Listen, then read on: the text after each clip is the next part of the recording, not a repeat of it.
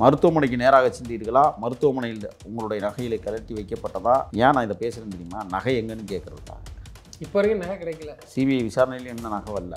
தொலைஞ்ச நகை தொலைஞ்சதாகவே இருக்குது. நகை தொலைஞ்சா தான், இருந்தால் தானே தொலையும். திருமங்கலத்தில் இல்லாத மருத்துவமனை திருப்புவனத்தில் இருக்கிறதென்றால் திருப்புவனத்தில் காணாமல் போன நகை எப்படி கோவில் வளாகத்திலே அஜித் எடுத்திருப்பான்? திருமங்கலத்திலேருந்து கார் ஓட்டிக்கிட்டு வந்த நீங்கள் மடப்புறத்தில் உணர்ந்து கார் சாவியை ஏன் இன்னொருத்தர் கொடுத்தீங்க? கார் சாவியை கொடுக்கும்போது அஜித்குமாரே இல்லையா? சிபிஐ விசாரணையில் வந்துருச்சு. செந்தில்குமார்னு ஒருத்தனை ஏன் இன்னும் கைது பண்ணேன் நம்ம கேள்வி கேட்டுக்கிட்டே இருக்கிறோம். ஏன்டா அவனை கைது பண்ண டிரைவரு? அவன் தானோட எல்லா இடத்துக்கும் வண்டியை ஓட்டிகிட்டு போனவன். சாட்சியாக கொண்டு வரீங்களா அவனை? இதற்கிடையில் எத்தனை பேருக்கு தொடர்பு கொண்டீங்க? நான் சொல்லுகிறேன், குற்றச்சாட்டை பதிவு செய்கிறேன். ஒரு ஐஏஎஸ் அதிகாரி, 2 ஐபிஎஸ் அதிகாரிகள் இதில் சிக்க இருக்கிறார்கள் என்பது வெட்ட வெளிச்சமாக போகிறது. 2 நாட்கள் தோளுக்கு ஆசைப்பட்டவர், தோளுக்கு ஆசைப்பட்டவர் இல்லை, இன்னும் நல்லா சொல்லணும், தொடக்கி ஆசைப்பட்டவர். இப்போ நான் பேசி கொண்டிருக்கிற நேரத்தில் சிபிஐ அரவணைப்பில் 5 குண்டர்கள், காவல்துறை பொறுக்கிகள் நீதிமன்றத்தில் ஆசர். ஆகஸ்ட் மாதம் 13ஆம் தேதி மறு உத்தரவு வரை சிறையில் ஒன்றை அடைக்கணும். வெள்ளை வேட்டி வெள்ளை சட்டையோடு சகிதமாக சிரித்த முகத்தோடு வருகிறார்கள் அந்த அயோக்கிய பெண். வெக்கமாக இல்லைடா. இப்போ சிறை வளாகம்லாம் எப்படி இருக்குன்னா சதித்திட்டம் தீட்டுகிற வளாகங்களாக மாறி போயிருக்குது. கொடுமையானவர்களை உருவாக்குகிற கொலை கூடமாக சிறைச்சாலைகள் இயங்குகிறது. ஒவ்வொரு சிறைச்சாலையிலும் கோடிக்கணக்கில் கொள்ளையடிக்கிறாங்க. இப்போலாம் இருக்கிறாங்க இன்ஸ்பெக்டர், டிரைவர் ஓட்டுவாங்க, நம்ம பக்கத்தில் உட்காந்து அப்படியே பார்த்துட்டே வருவான், எங்கே கட்டி வாங்கலாம். அப்படியே வண்டியை நிப்பாட்டி நினச்சினா ஒரு டீ கடைக்கிட்ட டிரைவர்கிட்ட சொல்லுவான், போய் டீ வாங்கிக்குவான். அவன் டீ வாங்கினான். ஐயா எவ்வளோ அடக்குமுறைகள் தெரியுமா காவல்துறையில் இருக்குது. ஏன் பிடுங்கி நீ போய் குடிச்சான்னா என்ன பெரிய வெண்ணையா? தம்பி அஜித்குமார் கொலை வழக்கிலும் இந்த 5 காவலர்கள் அந்த மமதையில் இருந்து தான் அடித்தே கொண்டார்கள். அந்த அம்மா ஏதோ நேற்று பேட்டிக்கு சாதாரணம் சொல்லிட்டு எனக்கும் கஷ்டம்தான், யாருங்க ஃபீல் பண்ணல, நானே டெய்லி அழுதுருக்கேன். ஐஏஎஸ் 2 அதிகாரி ஐபிஎஸ் போய் கண்ணீரை தொடச்சி விட்டாங்க. அமைச்சர் ஒருத்தர் அப்படியே கைக்குட்டை எடுத்து கொடுத்தாரு. செங்கை சிவம் போன்றவர்கள்லாம் அப்படியே தொடச்சி முகத்தை கழுவி விட்டாங்க. சூப்பர்லாம்.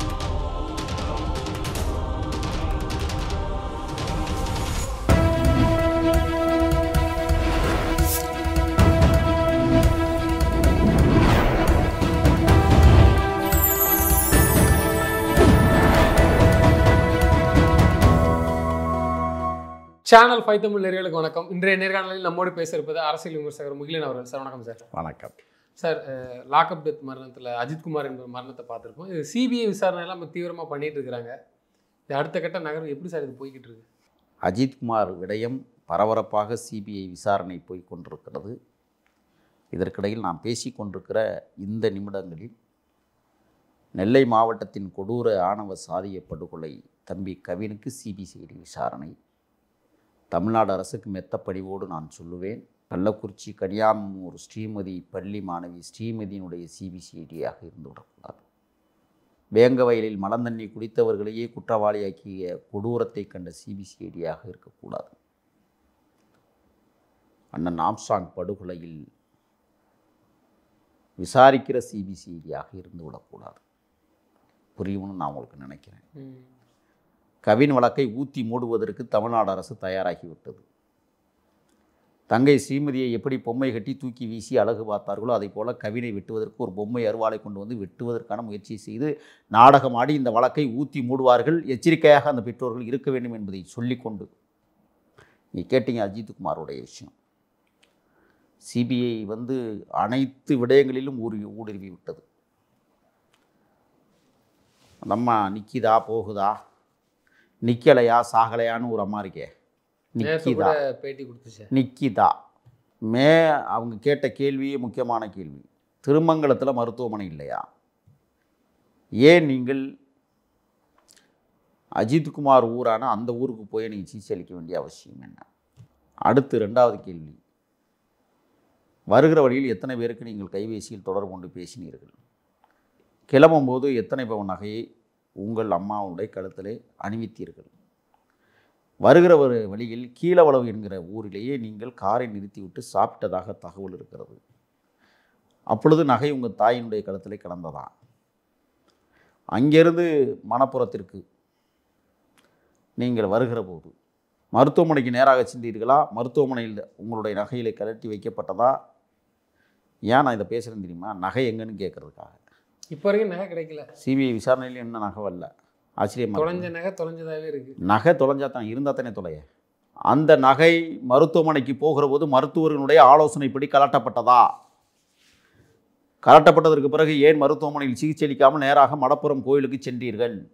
திருமங்கலத்தில் இல்லாத மருத்துவமனை திருப்புவனத்தில் இருக்கிறதென்றால் திருப்புவனத்தில் காணாமல் போன நகை எப்படி கோவில் வளாகத்திலேயே அஜித் எடுத்திருப்பான்? காரை கொண்டாந்து நிப்பாட்டிட்டீங்க. திருமங்கலத்திலேருந்து கார் ஓட்டிக்கிட்டு வந்த நீங்கள் மடப்புறத்தில் கொண்டாந்து கார் சாவியை ஏன் இன்னொருத்தட்ட கொடுத்தீங்க? கார் சாவியை கொடுக்கும்போது அஜித்குமாரே இல்லையா? சிபிஐ விசாரணையில் வந்துருச்சு. வேறொரு ஆட்டோ டிரைவர் வாங்கியிருக்கிறார். அதற்கு பிறகு தான் அஜித்குமார்ட்டே போயிருக்கு. கோவிலுக்குள் 2 மணி நேரம் இருந்ததாக சொல்லுகிறீர்கள். சரி, வந்ததும் ஏற்கனவே சாவி நகை இருக்குன்னு சொன்னால் கொடுக்க மாட்டாங்க யாரும். 2 மணி நேரம் கழித்து வந்தோடனே சாவி கட்டதாகவும் அந்த சாவியை ஒப்படைத்ததாகவும் அந்த சாவியை போட்டு எடுத்து காரை ஓட்டிட்டு நெருங்கிய மதுரை நெருங்கியதாகவும் வெறுங்கழுத்தாக இருக்கிறதே அம்மா நகையை எடுத்து போடுங்கள் என்று சொன்னதாகவும் அப்பொழுது நகையை பின் சீட்டிலே சுருட்டி துணிக்கில் வச்சுருந்ததை எடுக்க போகிற போது நகை காணவில்லை என்றும் திருப்பி அங்கிருந்து திருப்புவனத்துக்கு வந்து காவல் நிலையத்தில் போய முதல்ல நகையை காணும்னு போன் வழி செய்தி 100க்கு சம்மந்தப்பட்ட காவல் நிலையத்துக்கு தகவல் பறந்துருச்சு. அப்படின்னா என்ன? நகை இல்லை, நகையே எடுத்துகிட்டு வரல, நகையே இல்லை. இல்லாத நகைக்கு இப்போ தம்பி அஜித்குமார் படுகொலை 5 அயோக்கிய பயிலே கைதாகி உள்ளே இருக்கிறான். செந்தில்குமார்னு ஒருத்தனை ஏன் இன்னும் கைது பண்ணல நம்ம கேள்வி கேட்டுக்கிட்டே இருக்கிறோம். ஏன்டா அவனை கைது பண்ணல டிரைவரு? அவன் தானடா எல்லா இடத்துக்கும் வண்டியை ஓட்டிகிட்டு போனவன். சாட்சியாக கொண்டு வரீங்களா அவனை? இதற்கிடையில் எத்தனை பேருக்கு தொடர்பு கொண்டீங்க? நான் சொல்லுகிறேன், குற்றச்சாட்டை பதிவு செய்கிறேன்.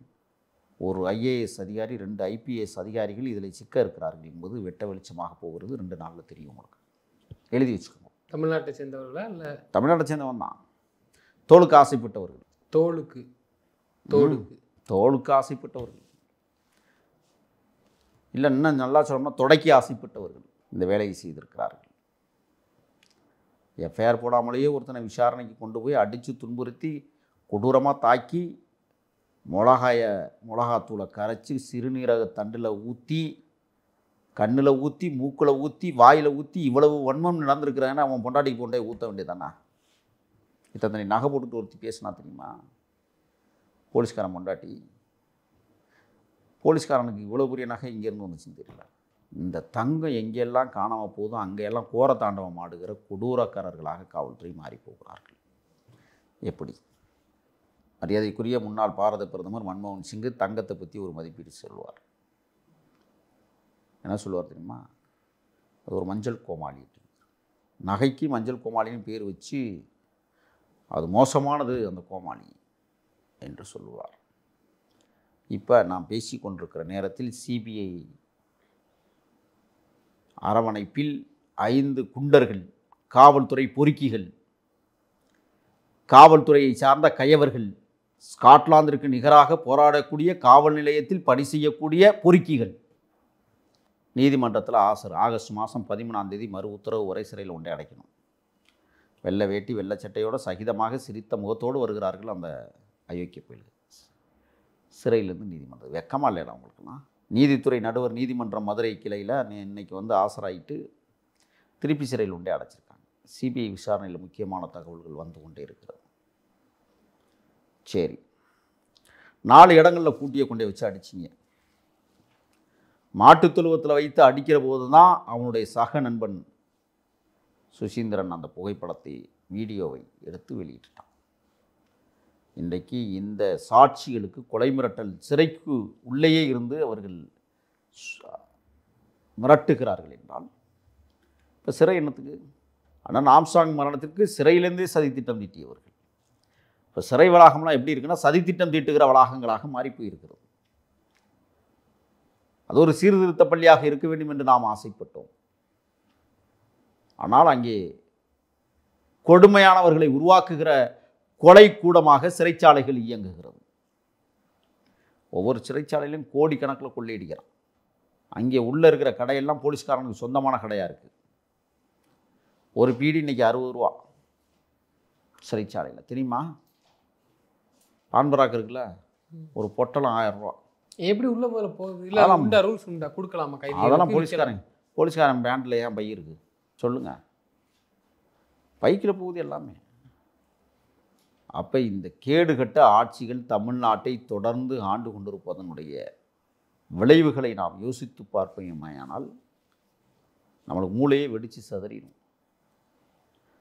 அஜித்குமார் விடயத்தில் சிபிஐ விசாரணை என்ற ஒன்று அமைப்பு இல்லை என்றால் அந்த வழக்கை என்றைக்கே ஊற்றி மூடியிருப்பார்கள். இன்றைக்கி தம்பி நெல்லை மாவட்டத்தில் படுகொலை செய்யப்பட்ட கவினுக்கு இன்றைக்கி சிபிசிஐடி விசாரணை ஏற்றுக்கொள்ளவே முடியாது. எப்படி ஒரு போலீஸ் சிபிசிஐடி என்ன வேறு பிரிவா? இல்லை, காவல்துறையை சேர்ந்த இன்னொரு பிரிவு, மாநில அரசு கட்டுப்பாட்டில் உள்ளது. இது எப்படி வந்து அந்த காவலர்கள் 2 பேருமே சப் இன்ஸ்பெக்டர் எப்படி விசாரிப்பாங்க? இப்போ இங்கே வருவோம். அஜித்குமார் விடயத்தில் என்ன நடக்குது? எல்லா சிசிடிவி ஃபுட்டேஜுகளையும் எடுத்துட்டாங்க. கோயிலில் இருந்த சிசிடிவி ஃபுட்டேஜை ஒருத்தர் தூக்கிட்டு ஓடி போயிட்டான் தெரியுமில்ல, போலீஸ்காரன். அவனை ஏன் கைது பண்ணலைன்னு நான் தொடர்ச்சியாக கேள்வி வச்சுக்கிட்டே இருக்கேன். அந்த அயோக்கியப்பையிலையும் கைது பண்ணுங்கன்னு சொல்கிறோம். இந்த சண்முக சுந்தரம் டிஎஸ்பின்னு ஒரு பொறுக்கி நாய், திருட்டு நாய், இன்றைக்கி வர கைது பண்ணலை, சஸ்பெண்டில் இருக்கான். ஊர் பண்ணி மாதிரி தண்ணில் பெருத்து போய் திரிவான். நான் உங்கள்கிட்ட ஒரு கேள்வி கேட்குறேன், கரெக்டாக சொல்லணும். நெறியாளர் தானே நீங்கள்? காவல்துறை வாகனங்களுக்கு பெட்ரோல் போடுற இடம் இது. எங்கேயாவது பெட்ரோல் போட்டு பார்த்துருக்கீங்களா? வாகனம் ஓடுது எப்படி? பார்த்ததில்லை. எப்படி? அங்கே ஸ்டேஷனுக்கு வர வண்டியிலேருந்து உரிகிறாங்களோ? இல்லை, இது நீ கேட்ட கேள்வி நானா யூகிச்சு சொல்கிறேன், வேறு ஒன்றும் இல்லை. அதுவும் நடக்கும். ஓகே. கட்டிங், மாட்டுக்கறி கடை போட்டிருக்கிற இடத்துல வந்து கட்டிங் வாங்கிட்டு போகிறான்னா இதை விட என்ன கொடுங்க? அவன் வாடகைக்கு அறை பிடிச்சி அதில் மாட்டுக்கறியை விற்றுக்கிட்டு இருக்கிற கடையில் வந்து வேணால் நான் அடுத்த வாரம் வேணால் உங்களுக்கு வீடியோ தர்றேன். வாங்குகிற விதமே வேறு. ட்ர் ட்ர் ட்ர் ட்ர் வாங்கிட்டான். எப்படி இருக்குது? பொறுக்கிகள் 100% பேர் காவல்துறையில் வந்து நேர்மையானவர்கள், அப்பழுக்கற்றவர்கள், தூய்மையானவர்கள், உழைப்பாளர்கள், ஊதியத்தை மட்டுமே வைத்துக்கொண்டு தன் குடும்பத்தை காப்பாற்றக்கூடிய தருணத்தில் வாழக்கூடிய அற்புத பேராற்றல் மிகுந்த புண்ணியவான்கள் வேலை செய்யக்கூடிய மாமனிதர்களும் காவல்துறையில் பணியாற்றுகிறார்கள். காசு 10 மிண்டுக்கோ சார், மாதம் இவ்வளோ ரூபா சம்பளம் அரசு அதிகாரிகளுக்கு காவல்துறை அதிகாரிகளுக்கு வருது, இன்னமும் வேணுங்க அப்படி எடுத்துக்கலாமா? கடையாக போய் வாங்க. அவன் முடிவு பண்ணிட்டான், நம்ம 58 வயசுக்குள்ளே அகால மரணம் தான் வரும் அவங்களுக்குலாம். நான் என்ன சொல்கிறேன்னா 58 வயசுக்குள்ளே எல்லாத்தையும் முடிச்சிடணும். நிம்மதியாக போய் இருக்கணும்ல. வீட்டுக்கு நீங்கள் ரிட்டையர் ஆன போலீஸ் அதிகாரி நிம்மதியாக போய் வீட்டில் இருப்பான்னு நீங்கள் நினைக்கிறீங்களா? அஜித்குமார் விஷயத்தில் பேசி நம்ம ஏன் இவ்வளவு தூரம் அவன் பேசுகிறோம்னு சொன்னால் இதில் ஒரு ஆய்வு இருக்குது. 68 வயசை தாண்டி எந்த போலீஸ்காரனும் உயிரோடு வாழ்ந்ததாக நீங்கள் சொல்லுங்கள். அதிகாரம் படைத்தவன் வேணா இருப்பான். தேவாரம் போன்ற அயோக்கிய பயில்க. ஏன் சார் அப்படி சொல்கிறீங்க? நீங்கள் கணக்கு பண்ணுங்கள், 68 வயசுக்கு மேலே போலீஸ்காரன் உயிரோடு இருப்பதே அரிதிலும் அரிது. என்ன காரணம், என்ன ரீசன்? இவன் இங்கே அப்படியே பயங்கர அதிகாரத்தில் இருந்தவன்ல. இந்த நாடே என்னது, நான் நினச்சா எதை வேணாலும் பண்ணுவேன். போகிறவனை ரோட்டில் போகிறவனை ஒழுங்காக போகிறவனை கூட வாடான்னு தான் கூப்பிடுவான். ஏய் வாடா, என்ன ஆத்தா வெத்த பிள்ளையை கூப்பிட்றது மாதிரி. வண்டியை நிப்பாட்டுறா, சாவியை பிடுங்கிறது. இந்த ரவுடிசம் இருக்குல்ல, இது ஒரு ரவுடிசம் தானே. இவன் இங்கே ரவுடிசம் பண்ணிவிட்டு ரோட்லையும் காவல் நிலையத்துலையும் ரவுடிசம் பண்ணிவிட்டு வீட்டுக்கு போகும்போது ரிட்டையர் ஆகி பொண்டாட்டி வாடா வாடா வாடா வாடான்னு இருப்பான். ஏன் தெரியுமில்ல? இவன் வேலை செய்யும்போது பொண்டாட்டியை கூட பொண்டாட்டியாக்கிறது இல்லை. ரிட்டையர் ஆனது பிறகு இந்த கௌரவமெல்லாம் அங்கே போய் அவுத்து வைக்கணுமே, இல்லைன்னா பொண்டாட்டி சாணியை கரைச்சி ஊற்றி தலையில் அடிப்பான். தெரியுமா உங்களுக்கு? அங்கே கௌரவம் போயிடும். பெத்த மையம் மதிக்க மாட்டான், கட்டின பொண்டாட்டி கண்டுக்கவே மாட்டான். மன உளைச்சல்லையே வாழ்ந்து 10 வருஷம் தான் அதிகபட்சம் ரிட்டையர் ஆகி முடிஞ்சு போயிடும். ஏன் நான் இதை சொல்கிறேன்னா, காவலர்களாக பணியாற்றக்கூடியவர்கள் 24 மணி நேரமும் இந்த தேசத்தின் மூத்தவர்கள், இந்த தேசத்தை பாதுகாக்கக்கூடியவர்கள், இந்த தேசம் நம்ம கையில் தான் இருக்குது அப்படின்னு மமதையில் திரிகிறதுனால போலி முகங்கள் அப்படி ஊட்டப்பட்டிருக்கு அவனுக்கு வெறி. ஏன் போலீஸ்காரனுக்கு 8 மணி நேரம் வேலை கொடுக்கல தெரியுமில்ல? ஏன் அவனை எந்த நேரம் வேணாலும் போய் வேலைக்கு கூப்பிடுவாங்க. 16 மணி நேரம் வேலை, 12 மணி நேரம் வேலை. டியூட்டி முடிஞ்சிச்சு நான் போகிறேன்னு சொல்லி போயிட முடியாது.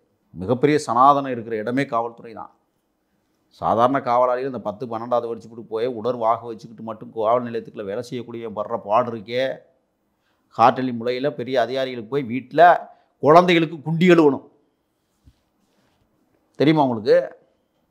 உயர் அதிகாரிகளுடைய குழந்தைகளுக்கு அவன் வீட்டு நாயை மேய்க்கணும். சினிமாவில் பார்த்துருக்குறேன், அப்புறம் சொல்லி கேள்விப்பட்டிருக்கேன், நான் பார்த்தது கிடையாது. கூட்டியை கொண்டே காட்டுறேன் வாங்க. இப்போலாம் இருக்கிறாங்க இன்ஸ்பெக்டர், டிரைவர் ஓட்டுவாங்க, நம்ம பக்கத்தில் உட்காந்து அப்படியே பார்த்துட்டே வருவான் எங்கே கட்டிங் வாங்கலாம்னு. அப்படியே வண்டியை நிப்பாட்டிட்டு என்ன செய்வான், ஒரு டீ கடைக்கிட்ட டிரைவர்கிட்ட சொல்லுவான், போய் டீ வாங்கிட்டு வா. அவன் டீ வாங்கினான். ஐயா எவ்வளவு அடக்குமுறைகள் தெரியுமா காவல்துறையில் இருக்குது. ஏன் பிடுங்கி நீ போய் குடிச்சாண்ணே, என்ன பெரிய வெண்ணையா, ஏன் காரை விட்டு இறங்க மாட்டியோ, 2 நட்சத்திரம் உன்னை இந்த பாடு படுத்துதா,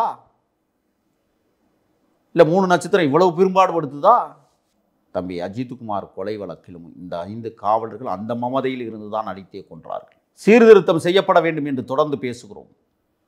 ஆங்கிலேய ஆட்சி காலத்தில் இருந்த அடக்குமுறை பயிற்சி முறைகள் காவல்துறைக்கு கொடுக்கப்பட்டது, இன்று வரை கொடுக்குறார்கள். அவன் போய் 75 வருஷத்தை கடந்து போச்சு. ஆனால் அவன் கூட நாட்டை ஆளும்போது ஒழுங்காக தான் இருந்தால் அதுக்கு அவன் எவ்வளோ பரவாயில்லைன்னா சொல்கிறாங்களே. இவ்வளவு அடக்குமுறைகள் காவல்துறை கங்கணம் கட்டி கொண்டு ஒரு போலீஸ் ஸ்டேஷனில் கைவிட்டு வாங்காத போலீஸ் ஸ்டேஷன் கணக்கு காட்ட முடியுமா? தைரியம், தெம்பு, சூடு, சொரண, மானம் சுண்டி விட்டு சொல்கிறார். ஒரு போலீஸ் ஸ்டேஷன் தமிழ்நாட்டில் நாங்கள் கைவிட்டு வாங்காத காவல் நிலையம், ஒரு காவல் நிலையத்தை நீட்ட சொல்லுங்க பார்ப்போம். இரவு 10 மணி 1 நிமிடத்திலிருந்து பாதுகாக்கிறார்கள் சாராய கடையை. படுஜோராக வியாபாரம் நடக்கிறது.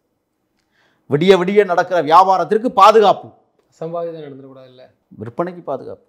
எவ்வளோ அயோக்கியத்தனமான அரசுகள் இந்த தேசத்தை ஆண்டு கொண்டிருக்கிறது. இப்போ இந்த சிபிஐ வழக்கில் முக்கியமான அதிகாரிலாம் சிக்குவாங்கன்னு சொல்கிறீங்க, அது எந்த லெவலில், அது யார், ஐபிஎஸ் ஐஏஎஸ் அதிகாரி லெவலில்? அறிக்கை வருகிற ஆகஸ்ட் 20ஆம் தேதி எண்ணிக்கிட்டே இருங்க. இன்னும் 20 நாள் தான், பொறுமையாக. அவங்களுக்கு தண்டனை என்னதான் சார் இருக்கும்? சிறையில் பிடிச்சி உள்ள வைப்பாங்க. அது எவ்வளோ பெரிய அதிகாரியாக இருந்தாலும் பிடிச்சி கைது பண்ணி தான் ஆகணும்.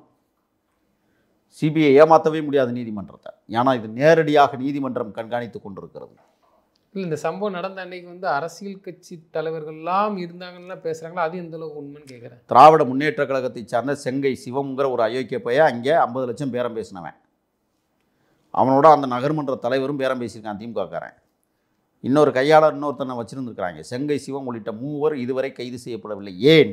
என்ன பொறுப்பில் இருக்கிறாங்க அவங்களாம் திமுகவில்? செங்கை சிவம் மாவட்ட செயலாளர். ஓகே. இதில் பெரிய கருப்பன் சிக்க வேண்டும், சிக்குவார், நம்பிக்கை இருக்கிறது. அவர் என்ன சார் பண்ணார்? அமைச்சர் பேர் 50 லட்சம் அவன் தானே கொடுக்கணும்னு சொன்னது. அவருக்கு இதில் என்ன சம்மந்தம்? அவர் ஏன் கொடுக்கணும்? அதிகாரிகளுக்குள்ளே நீங்கள் சொன்ன மாதிரி இருந்தால் கூட ஓகே, அவங்களுக்குள்ளே நீங்கள் பல விஷயம் சொன்னீங்க, அதில் கமிட்மெண்ட்டு அப்படின்னு எடுத்துக்கலாம். அமைச்சர் கொடுக்க சொன்னார்னா அவருக்கு இதில் என்ன பங்குன்னு கேட்க பேரம் பேசணும்ல. ஓ, இதில் காசு கிடைக்கும்ல. இந்த 50 லட்சம் யார் கொடுப்பான்? போலீஸ்காரன் 5 பேரும் கொடுப்பான், 10 லட்ச ரூபா. இங்கே வாமா, 50 லட்சம் நான் வாங்குகிறேன், உனக்கு 50 லட்சம் தந்துடுறேன். இங்கே வா, முடிச்சு விட்டேன், நீங்கள் 5 பேரும் தப்பிச்சுங்க, வேலையை பாருங்க, எங்களுக்கு ஒரு 25 லட்சம் கொடுத்துரு. முடிஞ்சு போச்சா கேஸு? அஜித்குமார் மரணம் ஊற்றி முடியாச்சு. இப்படித்தான் அவர்கள் நினைத்தார்கள். ஆனால் நம் போன்றவர்கள் தொடர்ச்சியாக வலைவழித்தளங்களிலும் மெயின்ஸ்ட்ரீம் மீடியாக்களிலும் தொடர்ச்சியாக அடித்தோம். தீவிரமாக கண்காணிக்கப்பட வேண்டும், தீவிரமாக விசாரிக்கப்பட வேண்டும், விரைவாக விசாரிக்கப்பட வேண்டும். நிக்கிதா நிலைமை தான் என்ன ஆகுறது? அந்த அம்மா ஏதோ நேற்று பேட்டி கொடுத்து சாதாரணம் சொல்லிட்டு போய் எனக்கும் கஷ்டம்தான், யாருங்க ஃபீல் பண்ணல, நானே டெய்லி அழுதுருக்கேன் இல்லை அப்படிலாம் சொல்லுது. அவங்க வேணா மெயின் குற்றவாளி அவங்களும் கூட இருக்கலாம்ல. அவங்க ஐஏஎஸ் ஒரு அதிகாரியும், ஐஏஎஸ் 2 அதிகாரியும், ஐபிஎஸும் போய் கண்ணீரை துடைச்சி விட்டாங்க. அமைச்சர் ஒருத்தர் அப்படியே கைக்குட்டை எடுத்து கொடுத்தாரு. செங்கை சிவம் போன்றவர்கள்லாம் அப்படியே தொடச்சி முகத்தை கழுவி விட்டாங்க. சூப்பரில் பொடிச்சு உள்ளே வைங்கன்னா ஏன் வைக்கலைங்கிறதான். ஏன் வைக்கலைன்னா சிபிஐ விசாரணை போய் விட்டுருக்கு. நம்ம கொச்சைப்படுத்தி விடக்கூடாது, விசாரணை முடியட்டும். இன்னும் 20 நாள் அவங்களுக்கு நேரம் இருக்குல்ல. வெற்றிகரமாக ஒரு இப்போட 11ஆவது நாள் விசாரணை இன்னைக்கு போய் முடிச்சது, நெருக்கி முடிச்சிட்டாங்க. திருப்பியும் மறு ஆய்வு செய்து கொண்டிருக்கிறாங்க, எங்கேயாவது நம்ம பிள்ளை செஞ்சுருப்போமா. அப்போ ரெடி பண்ணி வச்சுட்டாங்க, எல்லாம் ரெடியாக இருக்குது. அதை வந்து நிறைய பேருக்கு இப்போ இதுவும் கரெக்டாக இருக்குமா இல்லை எதுவும் நம்ம எதுவும் மிஸ்டேக் பண்ணுறோமான்னு நிறைய பேருக்கு இப்போ தூக்கம் வராமல் சுற்றுறான் சிவகங்கை மாவட்டத்தில். நான் சொல்லுகிறேன், புதுக்கோட்டை, சிவகங்கை, மதுரை, திருநெல்வேலி, தூத்துக்குடி இந்த மாவட்டங்களில் தீவிர வன்கொடுமை காவல் நிலையங்களை உருவாக்க வேண்டும். வன்கொடுமை பாதுகாப்பு உரிமை காவல் நிலையங்கள். என்ன உங்களுக்கு தயக்கம்? இதெல்லாம் ஏன் பயப்படுறீங்க? ஓட்டு விழுகாதனா? அப்போ இந்த ஓட்டெல்லாம் தமிழ்நாட்டில் 42% ஓட்டுக்களை தாழ்த்தப்படுத்தப்பட்டவர்கள் கையிலே இருக்கிறது. எச்சரிக்கை. நெருப்பு மாதிரி திடீர்னு கிளஞ்சிச்சு, தமிழ்நாடு தாங்காது. தென் மாவட்டம் இன்றும் ஆதிக்க சக்தியினுடைய அடக்குமுறைகளுக்கு சுவாலைகள் விட்டு கொழுந்து விட்டு எரிய தொடங்கி இருக்கிறது. தம்பின் கவின் பிரச்சனையில், அது அஜித்குமார் பிரச்சனையில் அளவுக்கு அதிகமாக புகைந்து கொண்டிருக்கிறது. வெடித்து சிதறும் அப்படிங்கிற கோணத்தில் அங்கே போயிட்டுருக்கு. தமிழ்நாடு அரசு உரிய கவனம் செலுத்த வேண்டும் சாதிய பிரச்சனையில். இல்லைன்னா தென் மாவட்டங்கள் மட்டுமல்ல, வட மாவட்டங்களும் மிகப்பெரிய அளவிற்கு, நான் பேசி கொண்டிருக்கிற நேரத்தில் மரக்காணத்துக்கும் பக்கத்தில் ஒரு குடும்பத்தை சாதிய வெறியர்களால் தள்ளி வைக்கப்பட்டிருக்கிற அவலக்குழு. அதோட 15 ஆண்டுகளாக தள்ளி வச்சிருக்கிறாங்க சாதிய வன்முறையாளர்கள், சாதிய நோயாளிகள். ஒரு பொண்ணு வந்து பேசுகிறாங்க, என் கணவர் வேலைக்கு போகிறாரு, நாங்கள் பகல் பூரா தலைமறைவாக இருக்கிறோம், எந்த நேரத்தில் எது வேணாலும் நடக்கலாம் எங்களுக்குன்னு சொல்லி இன்றைக்கி நாம் பேசி கொண்டிருக்கிற ஒரு 3 மணி நேரத்திற்கு முன்னால் அந்த அம்மா வந்து பேட்டி கொடுக்குறாங்க. என்ன சட்டம் இயங்குகிறது? அஜித்குமார் விசாரணையில் ஒரு அபாயத்தை தொற்றிருக்கிறது சிபிஐ. அதிரும் தகவல்கள் வர காத்திருக்கிறது. அரசியல் பொறுக்கிகள் சில பேர் கைது செய்யப்பட இருக்கிறார்கள். நிக்கிதா உட்கார வேண்டிய சூழலுக்கு வரும். இல்லை சிறையில் குப்பரிக்கப்படுக்கக்கூடிய சூழலும் வரும். லாடம் கட்டிடுவாங்க. நிச்சயமாக சார். தொடர்ந்து தங்களது கருத்துக்களை பயந்தமைக்கு நன்றி. நன்றி.